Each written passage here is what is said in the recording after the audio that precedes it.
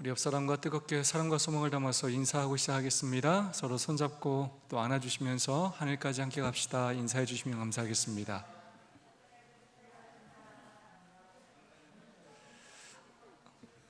정윤이 피아노가 많이 늘었죠? 네, 매주 더 늘은 것 같습니다. 정말 한 번도 이 자리를 비우지 않고 아주 충성스럽게 봉사해 주시는 우리 안정현 학생에게 진심으로 감사를 드립니다. 주윤옥 집사님은 중국에 잘 들어가셨다고 연락이 왔습니다. 건강하게 잘 계시다 하루속히 돌아오실 수 있기를 기도합니다. 우리 서주연 어린이가 열이 좀 심하게 나서 독감으로 오늘 교회 오지 못했습니다. 이 안식일에 잘 회복될 수 있도록 여러분들 함께 기도해 주시면 감사하겠습니다. 여러분 안식일 좋습니까? 네.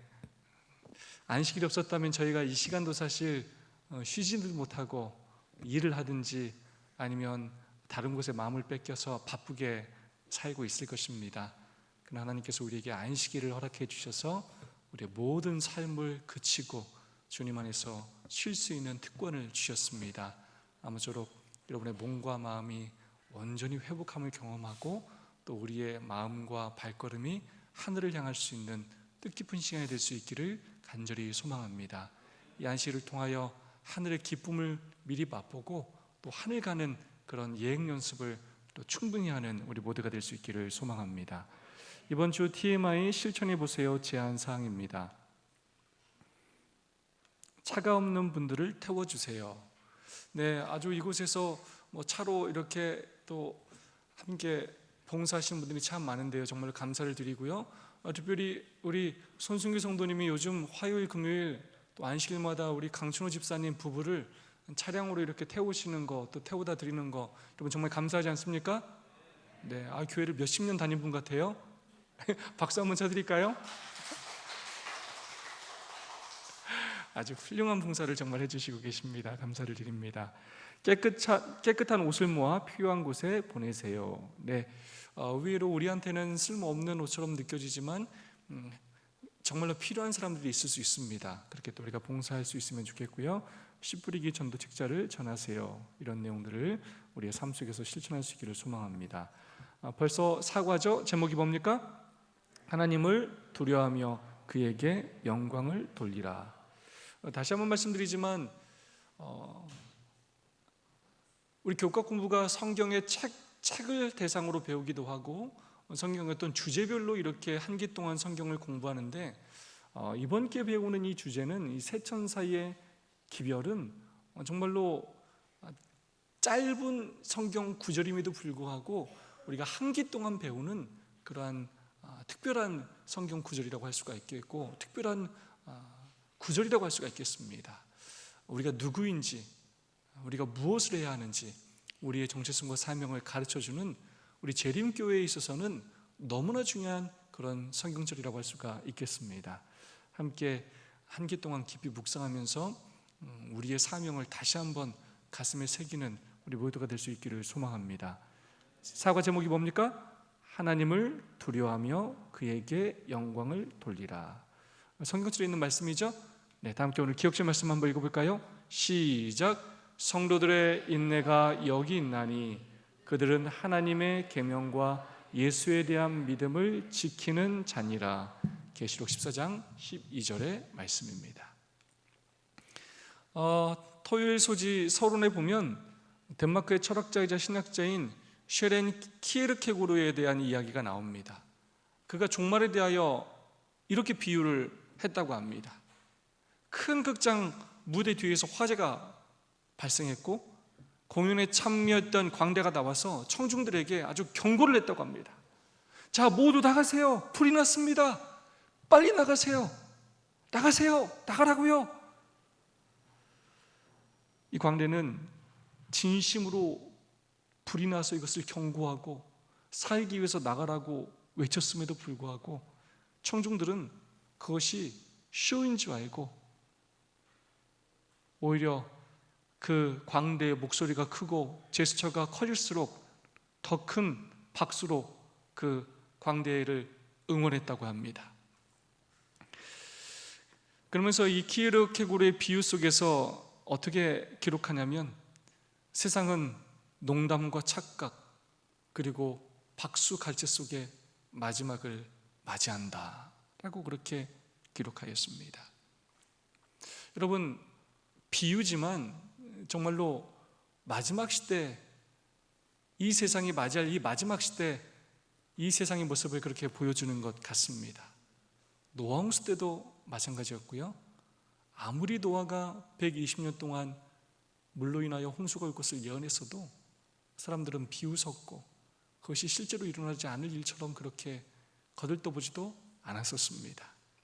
마지막 또한 그런 일이 있게 될 것이다 라고 이야기하면서 우리가 어떻게 이 마지막을 준비해야 할지 다시 한번 돌아보는 그런 시간이 되었으면 좋겠습니다. 이 비유를 보면서 저는 또 이 롯의 가족들이 생각이 났습니다. 롯은 그의 자녀들에게 경고하려고 나갔다. 그는 여호와께서 이 성을 멸하실 터이니 너희는 일어나 이곳에서 떠나라는 천사들의 말을 반복하였다. 그러나 그들에게는 롯이 농담하는 사람처럼 생각되었다. 그들은 소위 그의 미신적 공포심을 비웃었다. 그의 딸들은 그들의 남편들의 가마를 받았다. 그들은 그들이 사는 곳에서 매우 부유하였다. 그들은 위험에 대한 아무 증거도 볼 수 없었다. 모든 것은 전과 조금도 다름이 없었다. 그들은 막대한 재산을 소유하였으며 아름다운 소돔이 멸망당하리라는 가능성을 믿을 수 없었다. 롯이 뭐 하는 것처럼 생각했다고요? 농담하는 것처럼 생각했고, 그 아름다운 소돔이 멸망당하리라고는 전혀 믿지 않았다는 거예요. 그런 가능성을 있을 수 없다라고 생각했다는 것입니다. 여러분, 이 사회도 그렇지 않습니까? 네, 하늘에서 불이 떨어진다, 구름 타고 예수님께서 이 땅에 오신다. 네, 세상 사람들이 볼 때 전혀 과학적이지도 않고 전혀 일어날 수 없는 일처럼 보이는 것입니다. 하지만 반드시 그 일이 일어나게 된다는 것입니다. 이를 소집니다. 하나님을 두려워하며. 계시록 14장 7절의 말씀입니다. 그가 큰 음성으로 가로되 하나님을 두려워하며 그에게 영광을 돌리라. 이는 그의 심판할 시간이 이르렀음이니 하늘과 땅과 바다와 물들의 근원을 만드신 이를 경배하라 하더라. 네, 스천사의 기별에서 첫째 천사가 이렇게 말을 합니다.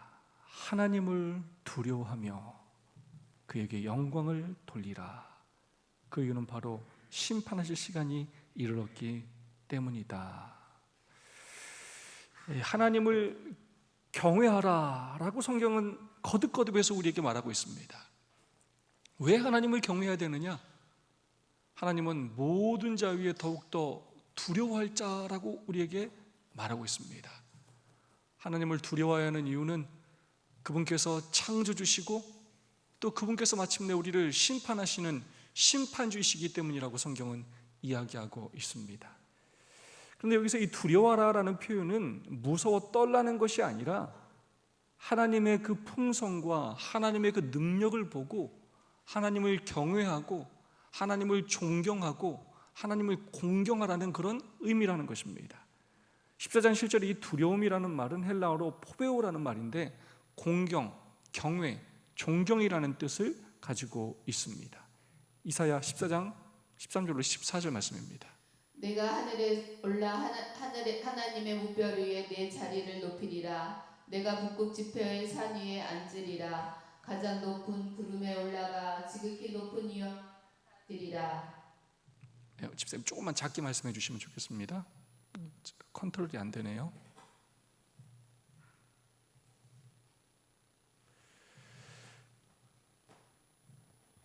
여러분, 누구에 대한 이야기입니까? 사단에 대한 이야기입니다. 내가 하늘에 올라 하나님의 무별 위에 내 자리를 높이리라. 내가 북극 지표의 산 위에 앉으리라. 가장 높은 구름에 올라가 지극히 높은 이와 같아지리라. 하나님을 경외하려면, 하나님을 공경하고 경외하고 존경하려면 하나님에 대한 절대적인 순종이 필요합니다.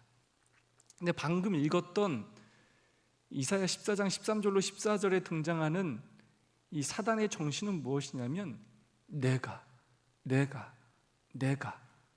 라고 말하면서 하나님과 같이 높아지기를 바라는 그런 마음을 드러내는 자기 중심적이고 교만한 마음을 갖고 있었습니다.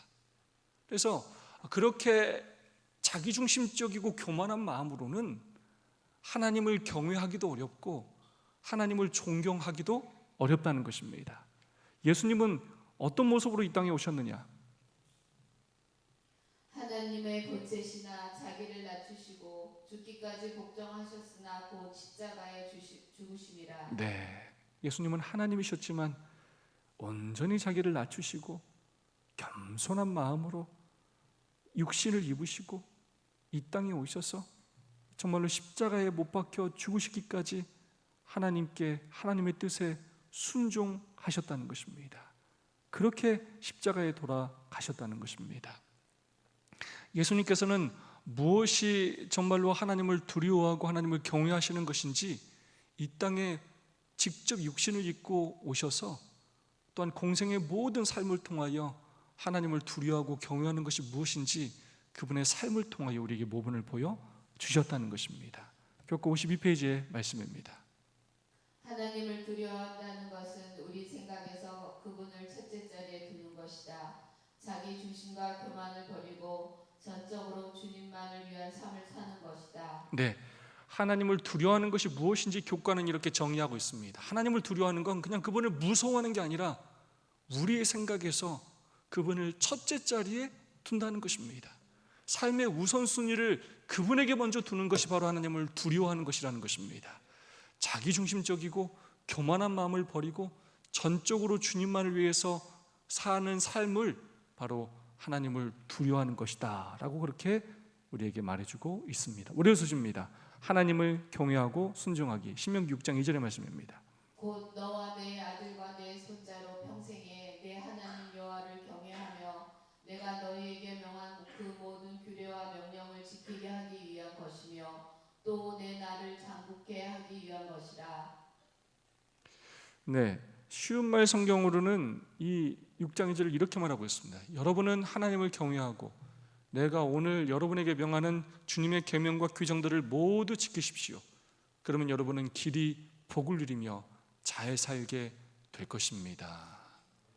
여러분, 하나님을 경외하는 것은 무엇과 연관되냐면 바로 그분의 계명을 지키는 것과 연관이 되어 있습니다. 하나님을 경외한다고 하면서 존경한다고 하면서 하나님의 말씀에 순종하지 않는 건 경외하는 것이 아니라고요. 부모님 사랑합니다, 부모님 공경합니다 하면서 부모님 말씀을 듣지 않는 건 부모님을 공경하는 것이 아니라는 것입니다. 하나님을 경외하는 것은 바로 우리를 순종으로 이끄는 그 율법을 우리가 순종할 뿐만 아니라 경건한 태도를 갖는 것을 의미하는 것입니다. 에베소서 2장 8절로 10절의 말씀입니다. 너희가 그 은혜로 인하여 믿음으로 말미암아 구원을 얻었나니 이것이 너희에게서 난 것이 아니요 하나님의 선물이라.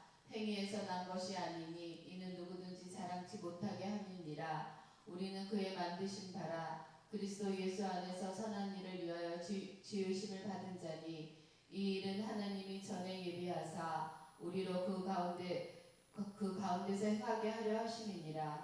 네, 우리가 은혜로 인하여 믿음으로 말미암아 구원을 얻었기 때문에 율법을 순종하지 않아도 된다 라고 말하는 사람들이 있는데 전혀 그렇지 않다는 것입니다. 우리가 믿음으로 은혜로 구원받은 것은 확실하지만 은혜가 계명에 대한 불순종을 허용하는 것이 아니라는 것입니다. 복음은 우리를 율법의 정죄에서 자유롭게 하는 것이지 순종의 의무를 없애는 것이 아니라는 것입니다. 은혜는 우리를 과거의 죄에서 건져줄 뿐만 아니라 현재에도 경건하고 순종하는 삶을 살 수 있는 힘과 능력을 주는 것입니다. 자, 그래서 이 표현이 굉장히 중요합니다. 그리스도 예수 안에서 선한 일을 위하여 지으심을 받은 자니. 자, 우리가 은혜로 인하여 믿음으로 말미암아 구원을 얻은 이유는 무엇을 행하기 위함이라고요? 선한 일을 행하기 위함이에요. 여러분, 선한 일이 뭡니까? 뭐가 선한 일이에요? 네, 사랑하며 사는 것이에요. 근데 그걸 또 다른 말로 하면 그게 뭐라고요? 계명을 지키는 거예요. 십계명이 바로 하나님을 사랑하고 이웃을 사랑하는 것입니다. 그러므로 하나님께서 우리를 구원하신 이유, 우리에게 은혜와 믿음을 주신 이유, 당신의 자녀로 삼아주신 이유, 이 땅에서 예수 그리스도께서 선한 일을 위하여 자신의 목숨을 버린 것처럼 우리 또한 그렇게 살라고 우리를 부르신 것입니다. 각시대지증도 436페이지 말씀입니다. 인류는 셋째 천사를 통하여 하나님을 두려워하며 그에게 영광을 돌리고 주님을 천지의 창조주로 경배하라는 명을 받았다. 사람이 이 일을 하려면 하나님의 계명을 지켜야 한다.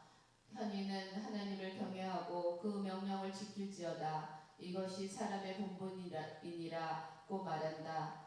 하나님의 계명을 지키지 아니하면 어떤 예배로도 하나님을 기쁘시게 할 수 없다. 네, 하나님을 경외하는 것은 그분의 계명을 지키는 것이다 라고 확실히 우리에게 말하고 있고, 하나님의 계명을 지키지 아니하면 우리가 아무리 간절하고 진실한 예배를 드린다 할지라도 하나님을 기쁘시게 할 수가 없다는 것입니다. 하나님께서 바라시는 하나님의 그 뜻대로 드리는 예배를 드려야 한다는 것입니다. 활소지 하나님 중심의 생활이 무엇인지 우리 마태복음 6장 그리고 골로새서 3장에 있는 말씀 한번 보겠습니다. 너희는 먼저 그의 나라와 그의 의를 구하라. 그리하면 이 모든 것을 너희에게 더하시리라. 그러므로 너희가 그리스도와 함께 다시 살리심을 받았으며 위의 것을 찾으라. 거기는 그리스도께서 하나님 우편에 앉아 계시느니라. 위의 것을 생각하고 땅의 것을 생각하지 말라. 네, 오늘날은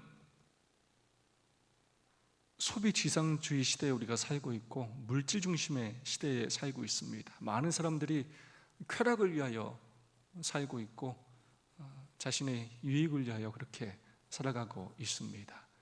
요한계시록의 이 기별은 자기 중심주의의 그 횡포와 자기 중심적 우선순위의 속박에서 우리의 삶을 벗어나야 하며 진정으로 우리의 삶의 중심으로 하나님을 모시고 그분을 두려워하며 마지막 그 심판을 준비하라고 우리에게 호소하고 있습니다.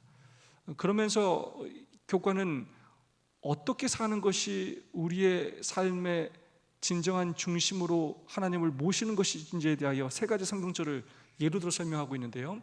첫 번째 성경절이 바로 마태복음 6장 33절입니다. 먼저 그의 나라와 그의 의를 구하라는 것입니다. 우리 먹고 살기도 바쁘고 우리의 삶도 너무나 바쁘지만 우리의 이기적인 삶에 우리가 목매어서 그것에 함몰되어서 살지 말고 더욱더 하나님의 사업에 관심을 갖고 살라는 것입니다. 지난주에 배웠죠? 이 복음을 전하는 이 사업이야말로 가장 위대한 사업이라는 것을 우리는 배웠습니다.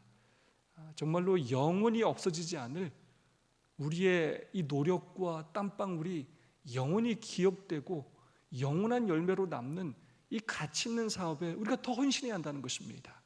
우리가 의도적으로 이것을 노력하지 않으면 우리는 결국 나를 위하여 그냥 가족을 위하여 그렇게 살다가 그렇게 그냥 죽을 수밖에 없는, 죄로 인하여 하나님은 우리가 더 위대한 일을 하도록 우리를 부르시고 능력을 주시지만 결국 우리는 좁은 시야에 갇혀서 나만을 위하여 애쓰다가 죽을 수밖에 없는 초라한 삶을 살게 된다는 것입니다. 그러므로 우리는 더욱더 의도적으로 하나님의 나라와 의를 구하기 위하여 노력해야 한다는 것입니다. 위의 것을 생각하고 땅의 것을 생각하지 말라는 것입니다. 여러분 땅의 것을 생각하지 말라고 여러분 땅의 것 생각 안 하십니까? 맨날 땅의 것만 생각하고 살죠. 아무리 땅의 것을 생각하지 말라고 해도 여러분 생각하고 살아요. 저 말씀은 뭐냐면 더 많이 우리가 뭐 생각하는 연습을 해야 돼요? 더욱더 위의 것을 생각하는 연습을 해야 돼요. 더욱더 하나님의 사업을 생각해야 되고 더욱더 교회를 생각해야 되고 더욱더 성도들을 이른 양을 더욱더 많이 생각해야 합니다. 그렇지 않으면 우리는 끊임없이 이 땅의 것만 생각하며 살아요. 우리의 마음을, 우리의 눈길을 하늘로 끊임없이 향해야 한다는 것입니다. 히브리서 12장 1절과 2절의 말씀입니다. 이름으로 우리에게 구름같이 둘러싼 허다한 증인들이 있으니 모든 무거운 것과 얽매이기 쉬운 죄를 벗어버리고 인내로서 우리 앞에 당한 경주를 경주하며 믿음의 주여 또 온전케 하시는 이의 예수를 바라보자. 저는 그 앞에 있는 즐거움을 위하여 십자가를 참으사 부끄러움을 개의치 아니하시더니 하나님 보좌 우편에 앉으셨느니라. 네, 하나님 중심의 생활은 무엇이냐? 믿음의 주여 온전케 하신 이인 예수를 바라보며 사는 것이라는 것입니다. 아까도 말씀드렸지만 우리가 의도적으로 예수님을 바라보지 않으면 우리는 끊임없이 세상적인 것을 바라보게 되고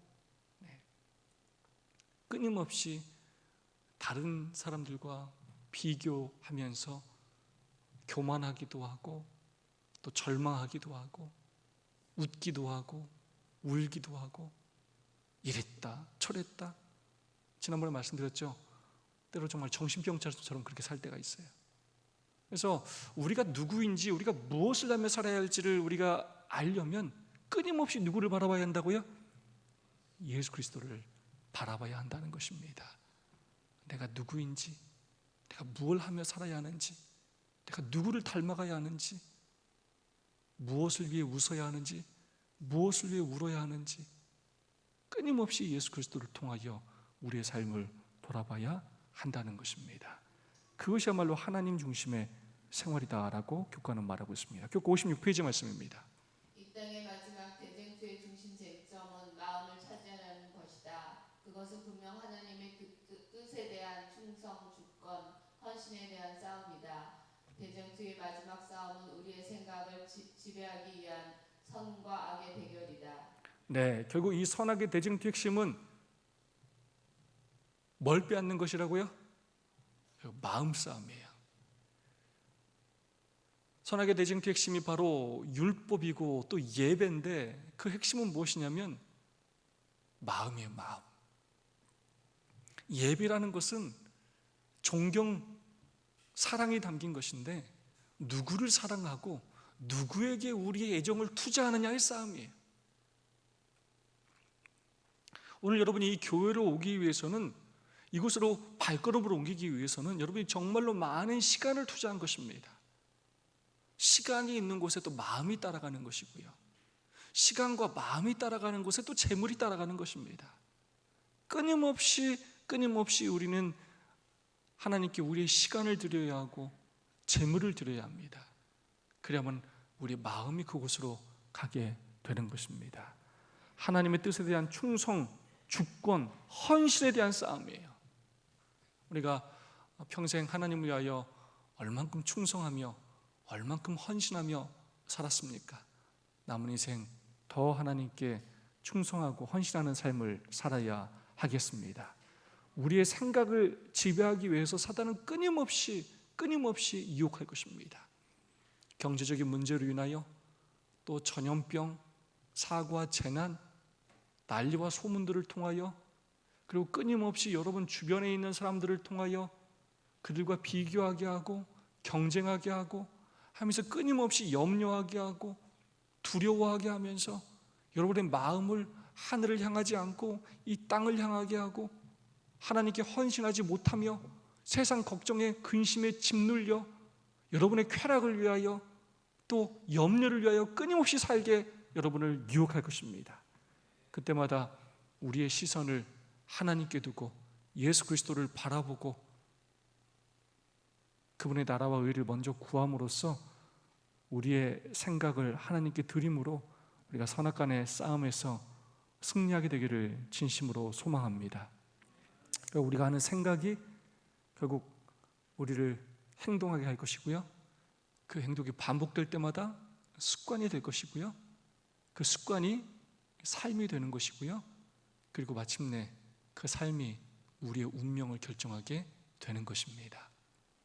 이 습관은 참 무서워요. 제가 네 분을 자꾸 얘기해서 죄송한데 이 네 분이 이렇게 딱 한번 같이 앉기 시작하더니 앉는 자리도 똑같아요. 앉는 순번도 똑같아요.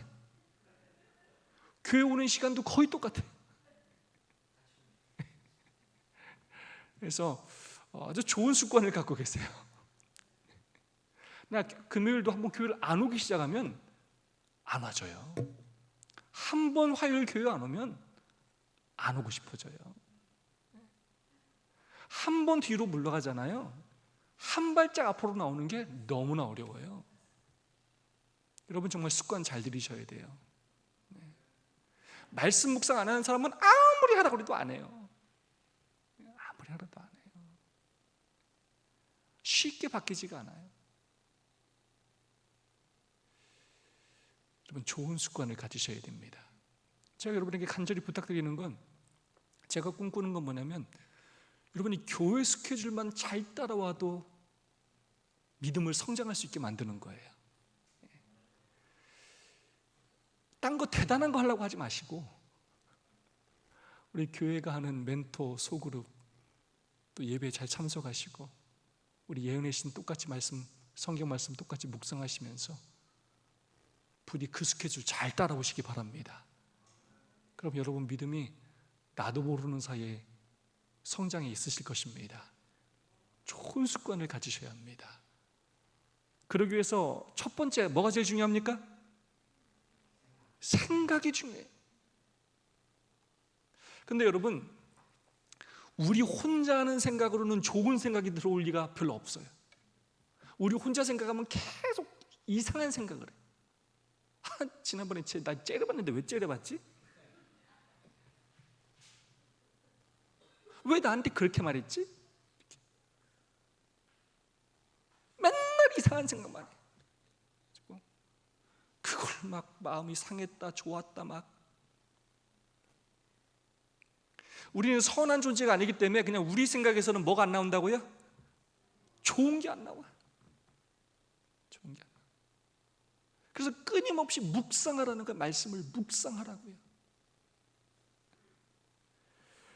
의식적으로 우리는 예수님을 바라봐야 되고 말씀을 묵상해서 내 생각이 아니라 끊임없이 하나님의 생각을 해야 합니다. 하나님께서 주시는 고민을 해야 되고 하나님의 마음을 갖기 위해서 노력해야 돼요. 안 그러면 하나님 믿는다고 해서 맨날 내 마음대로 살아요.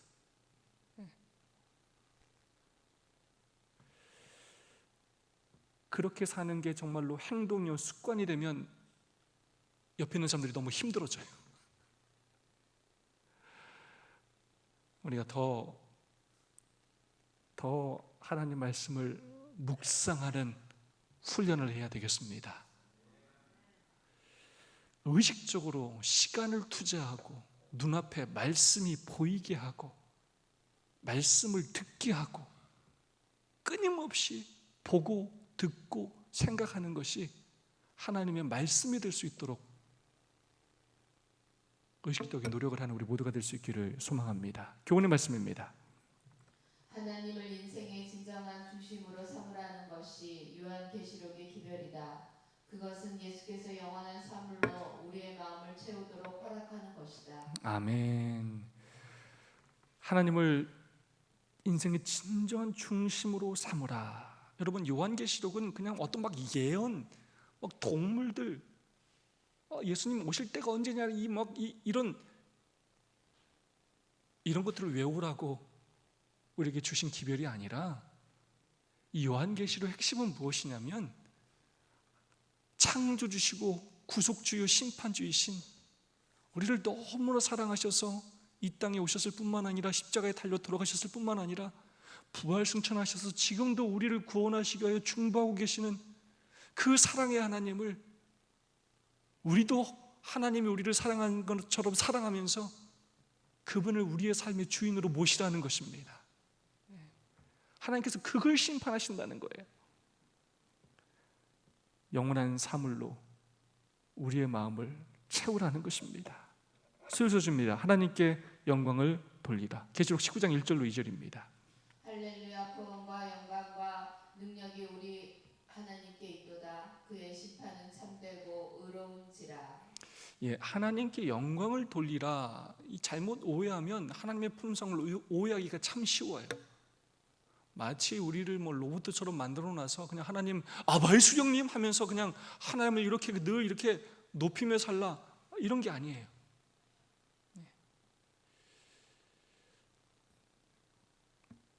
우리 안성호 장로님은 우리 안현 집사님 보고 언제 좀 행복하다는 느낌을 좀 받으십니까?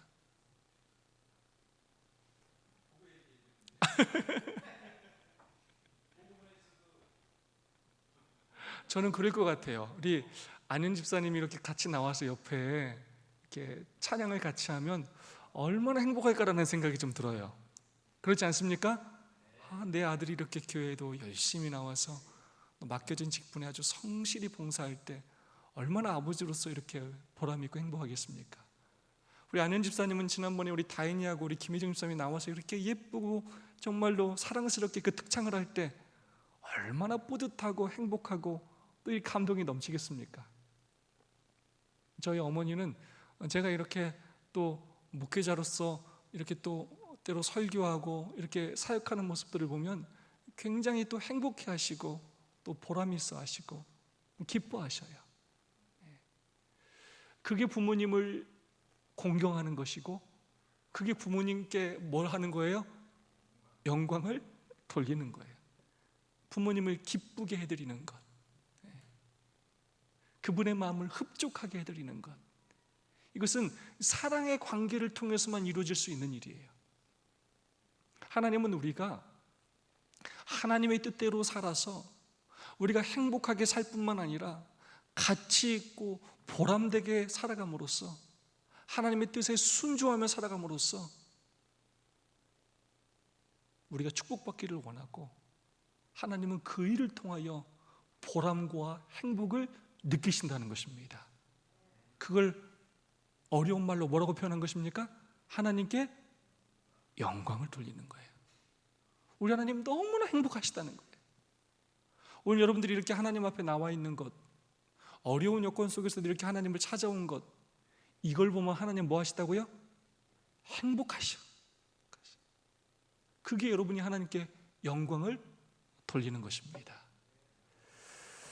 그런데 성경에서 보면 이 하나님께 영광을 돌린다, 하나님의 영광이라는 표현은 어디와 많이 사용되냐면 하나님의 심판의 맥락에서 사용된 경우들이 많습니다. 여호수아 7장 19절 아간의 죄를 자복하기를 권고할 때도 나왔고요, 사무엘상 6장 5절 하나님의 궤가 블레셋 자손에게 있을 때도 그런 표현이 나왔고요, 또 에레미야 13장 15절 16절 백성들을 향한 교훈의 경고가 있을 때도 이런 표현이 사용됩니다.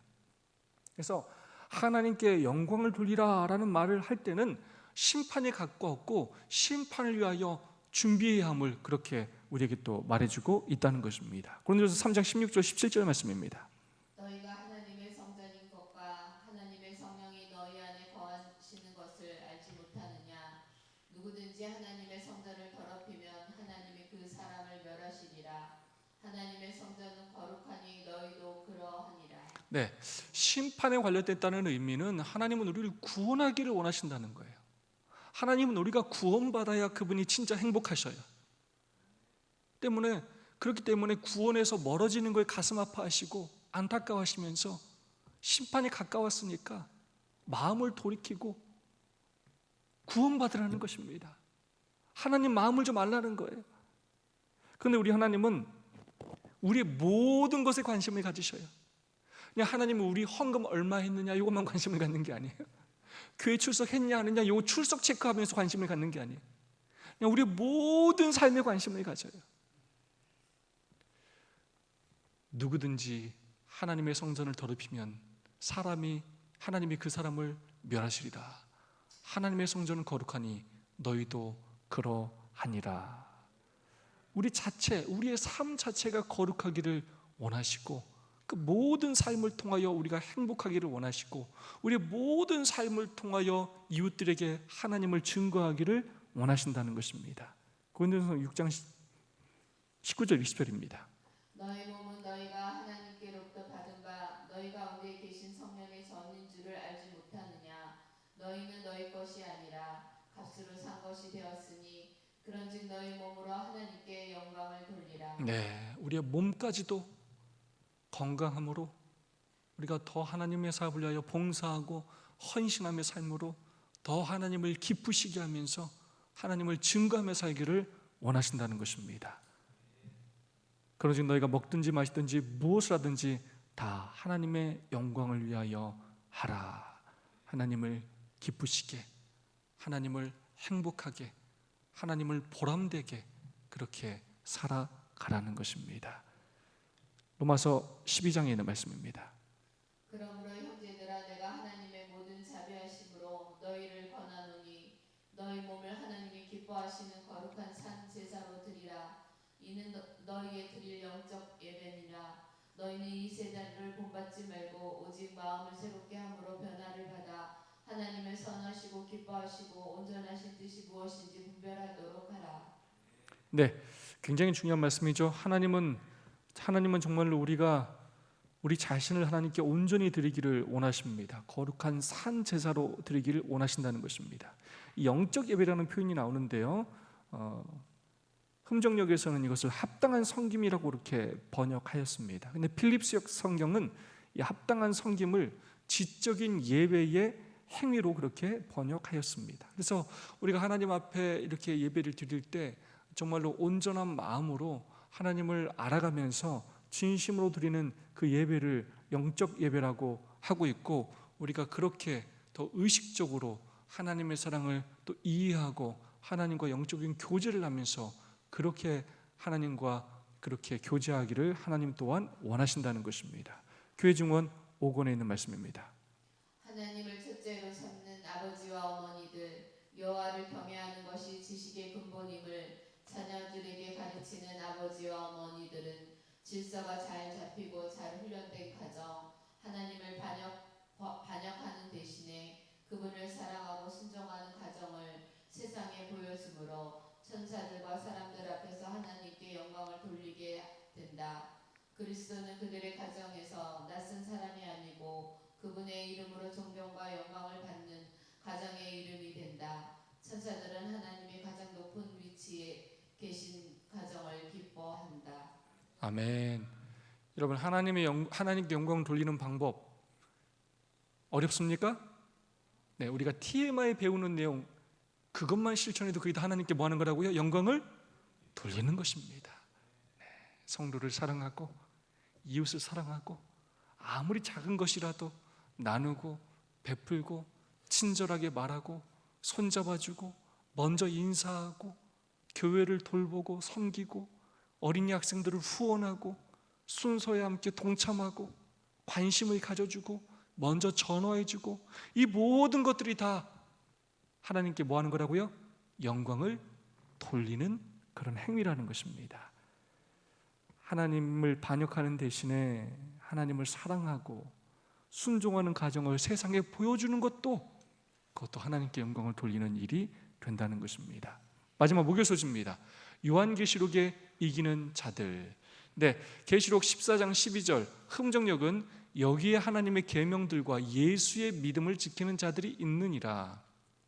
그리고 개역 한글판은 저희는 하나님의 계명과 예수 믿음을 지키는 자니라.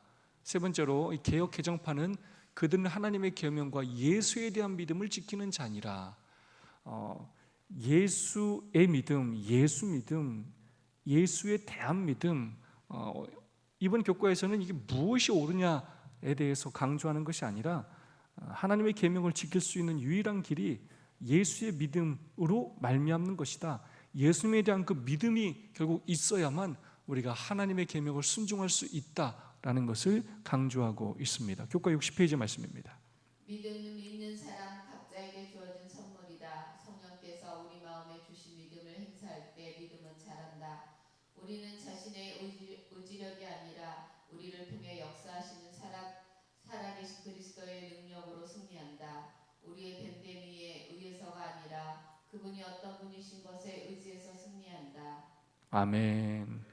우리에게 예수의 믿음, 그 믿음이 필요하다는 것입니다. 우리는 자신의 의지력이 아니라 우리를 통해 역사하시는 살아계신 그리스도의 능력으로 승리한다는 거예요. 그래서 나의 믿음이 아니라 그 믿음조차도 누구의 믿음이라고요? 예수님의 믿음. 예수님께서 우리에게 주신 믿음일 뿐만 아니라 그분께서 내 삶 속에 함께 하시면서 그분을 통하여 이루어지는 그 역사라는 것입니다.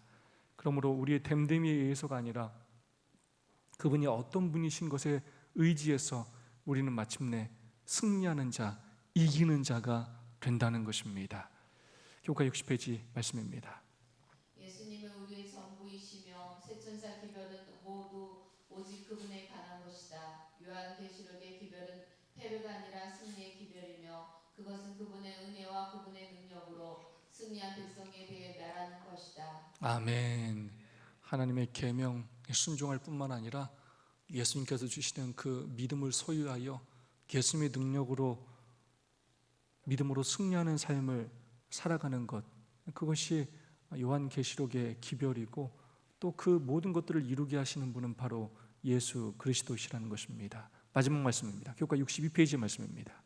하나님을 두려워하라는 표현은 당신을 영광스럽고 존귀한 하나님으로 선택하라는 인류를 향한 하나님의 마지막 부르심으로 요약할 수 있다. 하나님의 인류를 위한 계획은 악의 세력을 이길 것이다. 이 두려움은 적어도 지금까지는 공포와 떨림보다는 하나님의 율법과 하나님의 홀로 받으시기에 합당한 예배에 대한 기쁨과 사랑의 복종으로 나타난다. 아멘.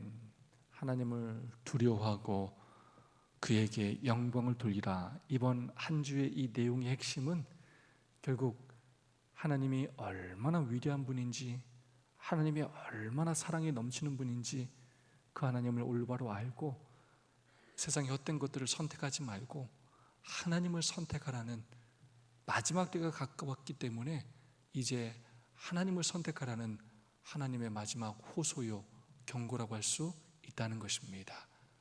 그리고 우리는 공포와 두려움과 떨림보다는 우리가 하나님을 정말로 진실한 마음으로 섬김으로 기쁨과 사랑 가운데 주님을 예배하는 것, 그것이야말로 하나님을 두려워하는 행위가 된다는 것입니다.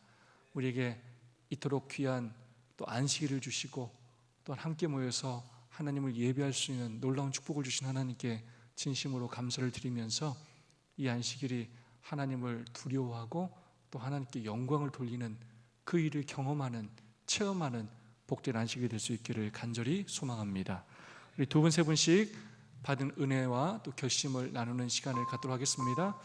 매번 똑같은 분들하고 하는데 여러분 오늘 좀 더 새로운 분들하고 좀 하시면 좋겠습니다. 내가 맨날 하지 않았던 분들하고, 남자 여자분이 좀 더 섞이셔도 되고요, 새로운 분들하고, 맨날 똑같은 분들하고 하지 마시고요, 서전 집사님, 유재 집사님도 이쪽으로 더 섞이시고 정복 집사님도 오셔가지고 더 새로운 분들, 내가 한 번도 해보지 않았다 하시는 분들하고 좀 하도록 하겠습니다. 오늘